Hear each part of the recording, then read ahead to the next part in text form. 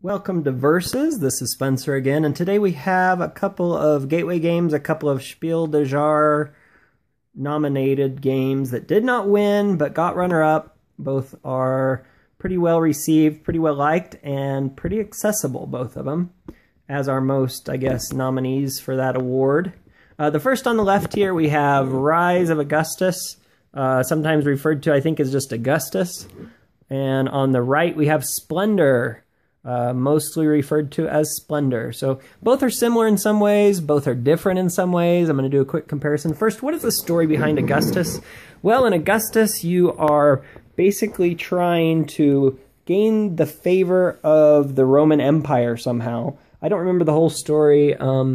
Oops, there's the French rules. We don't want the French. Apparently, there's like a story here of what's kind of behind the game, and the assassination of Julius Caesar has occurred and some other stuff. So anyway, what you're basically doing here in the game is you are trying to collect these different cards and complete different missions. So how do you do that? Actually, you do it similar in some ways to bingo. So there will be one player will be called the crier. He or she will reach into this bag and pull out a token. Oh, and actually we'll come back to that. Pretend I didn't draw that one. But let's pretend I drew this tile, which is cross swords. So they would call out cross swords. And then everyone would take one of their little meeples, which are these legionnaires or whatever they are, and they will put it on one of the cross sword symbols somewhere in one of the cards they're trying to complete. They can't. It's not like bingo and such that you can cover up all of them. Like in bingo, if someone says B6, you cover up all your B6s. In this game, you just cover up one of your symbols. So I would look and cover up one of my cross swords. So then I would go, and maybe next time, if one's pulled out, another one's pulled out, and they would, oh, there's another cross sword. Kind of the, this is how many there are of each symbol. So some are more rare than others. For example, this pink one, there are only two of them. It's called the standard. And so you would, if someone called standard, I could put one either there or over here. Now, when you complete a card, when you fill up all of the symbols on a card, you then get to do some sort of power. Potentially, you can complete a power that's associated with the card. You would then move it to your completed section, and then you pick a new card to complete. There's also a set collection element to it where at a certain point, if you've completed a certain number of missions or objectives, then you can take one of these, which are bonus points at the end. Or if so you see some have different colors. For example, this is a green one. If you complete 3 green ones, then you can get this card because there's 3. So anyway, it's kind of similar in some ways to bingo, where you're trying to fill up your card. It's really easy for people to play. It has some rules where when you complete a card, it will then carry over to the next card, etc. So that's kind of a short overview of Augustus. Splendor, which came out recently, is similar in some ways. The story behind Splendor is even, I think, more abstract than Augustus. The difference being that in Splendor, as similar, you're trying to complete cards, but instead of any type of random element of picking out of a bag, instead you get to choose. So during your turn, you either get to choose these gems, which are these heavy plastic chips. So you can choose a certain number of gems to put into your bank. So in front of you, you kind of use them as your income.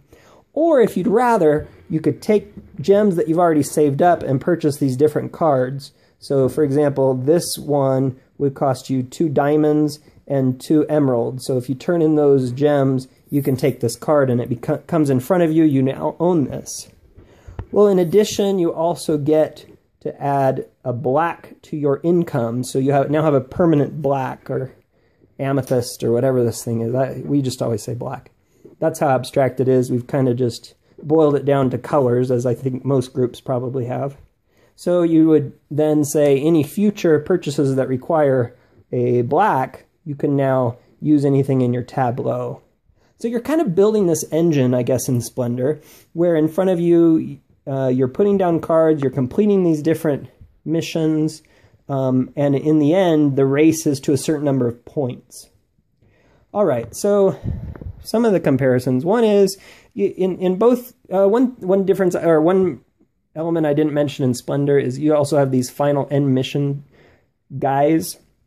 So if you're the first one in your tableau to have 4 blacks and 4 whites, this lady who is kind of looking at you like, are you serious? Okay. And she will come be part of your team, or you'll gain her favor. So you're trying to maybe get your strategy may include trying to get these nobles to come be a part of your team.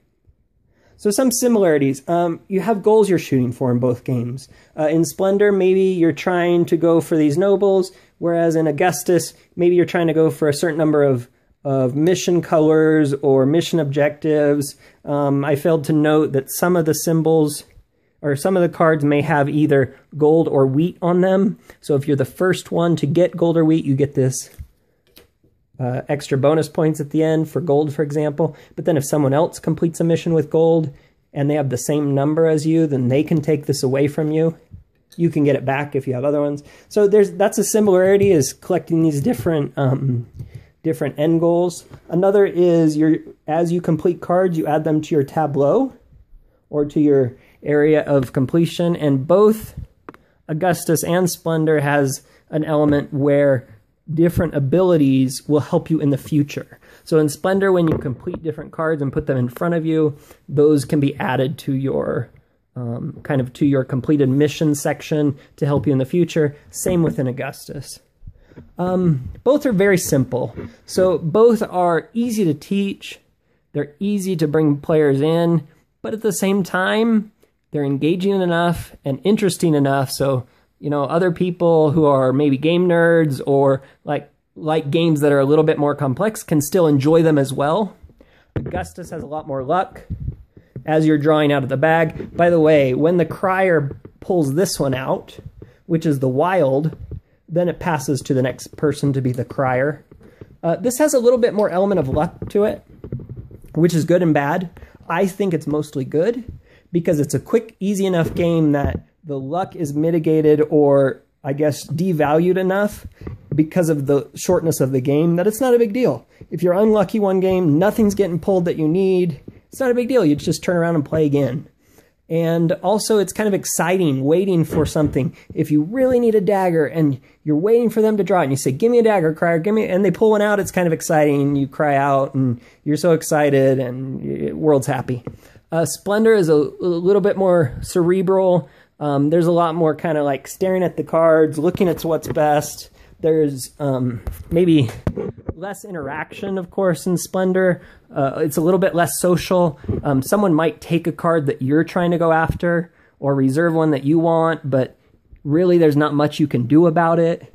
And, there's kind of like, it's a little bit, I would consider this a quieter game because everyone's kind of working on their own world, and it's still really interesting, really fun, maybe not as engaging or exciting. However, both games are really well put together. Splendor is probably a better designed game mechanically and strategically. Augustus is a game that introduces that bingo element to actually make it kind of worthwhile and fun. In the end, both games are exceptional. Both games are well worth playing and even adding to your collection. I recommend both of them. Easy to pull out with any groups. Easy to play with a lot of... I will mention one thing. Augustus plays with more. Plays up to 6 players. Splendor's up to 4. That's sometimes a consideration if you have a bigger group or a smaller group, etc. Anyway, I recommend both. I think you should play both. And I hope you've enjoyed this little versus video. Thanks. Bye.